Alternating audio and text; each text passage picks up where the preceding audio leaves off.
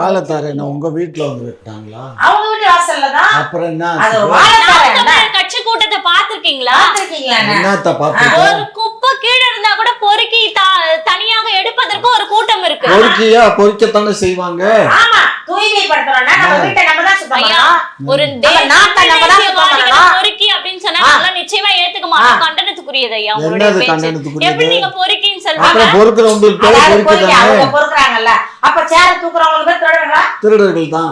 வாழைத்தார பிக்கிறவங்களுக்கு அவங்க சொந்தத்தை எடுத்துட்டு போறாங்க. அப்ப பதவியில இருந்து ஊழல் செய்யறவங்களுக்கு அது ஊழல் அது பதவியில இருந்து ஊழல் ஏமா பதவியில இருந்து ஊழல் செஞ்சா அரசாங்கம் இருக்கு, ஒன்றிய அரசு இருக்கு, நீதி இருக்கு, இன்கம் டாக்ஸ் இருக்கு, அமலாக்கத்துறை இருக்கு, அவங்க பாத்துக்குவாங்க. என்ன வராங்க ஆய்வு நடத்துறாங்க, அதோட முடிஞ்சு போயிடுது சாப்டர். அதுக்குள்ள நீங்க டெல்லிக்கு போயிடுறீங்க, அங்க காலை பிடிச்சிடுறீங்க, அதோட முடிஞ்சிடுது.